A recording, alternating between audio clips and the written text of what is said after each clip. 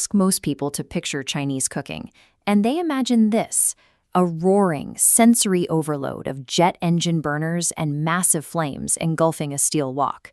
To achieve that signature smoky flavor, known as wok hei, or the breath of the wok, commercial kitchens use specialized gas rigs that burn up to 10 times hotter than a standard residential stove. They also rely on gallons of oil and industrial deep fryers to cook ingredients in seconds. Restaurant chefs use a technique called velveting, where they pass raw meat through pooling hot oil to lock in moisture before drenching the entire dish in thick, MSG-heavy brown sauces. It is a high-impact industrial spectacle, but it bears almost no resemblance to what actual Chinese families eat behind closed doors. The true subject of the Chinese kitchen is something much quieter: jiachang cai. This translates to home frequent dishes, and it takes place in the practical, compact layout of an everyday apartment. Domestic cooks do not want to clean vaporized grease off their living room walls. The physical constraints of these smaller spaces mean families actively reject the massive oil volumes and violent heat of the restaurant industry. Instead, they rely on compact methods: gentle steaming, known as zheng, cold toss dishes, called liangban, and minimal oil stir-fries, or chow. Authentic Chinese home cooking prioritizes long-term sustainability over theatrical flavor explosions. It is a pragmatic system designed to provide daily nourishment and maintain health through changing seasons. In a typical Western dinner, a large cut of meat acts as the main event, with a few vegetables or starch pushed to the side. A Chinese home meal completely inverts this physical priority. This diagram shows the core architecture of the diet, the Fan-Tai binary. Fan, the carbohydrate, is the undisputed foundation. Meat and vegetables are categorized as chai. Engineered with concentrated flavors, these side dishes act as condiments, making the massive portion of starch palatable.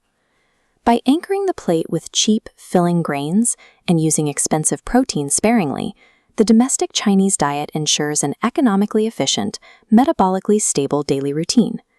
There is even a strict quantitative standard for how these elements arrive on the family table. A standard working-class meal consists of 2 dishes and 1 soup, expanding to 4 dishes for a larger household. The soup is not an optional appetizer.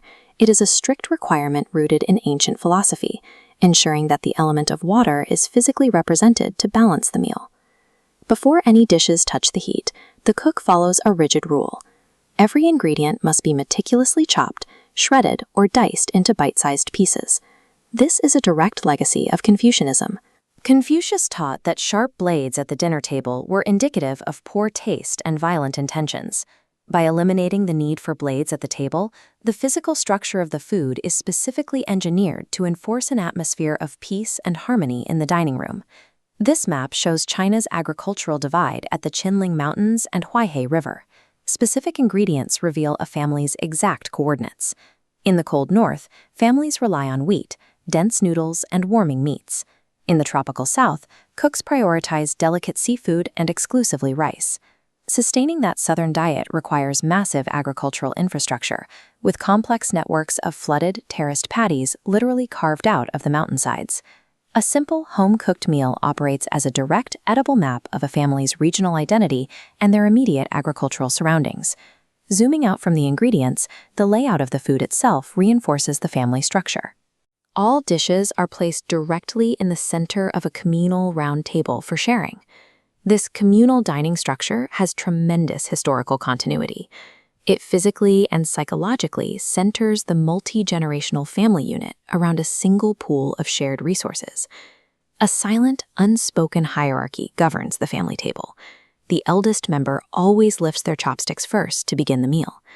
Within this order, the ultimate expression of care is placing a prime cut of steamed fish directly into a child's bowl. Today, this routine faces the pressure of urban life. The meticulous ingredient preparation required for jiachang cai is often sacrificed for the speed of the microwave and the reach of delivery apps. But despite these modern tensions, the fundamental act of preparing these dishes remains a vital practice. Across millions of contemporary apartments, families are still chopping vegetables and steaming fish together. The communal family meal is the cultural adhesive of the Chinese home, binding generations together through a silent language of care.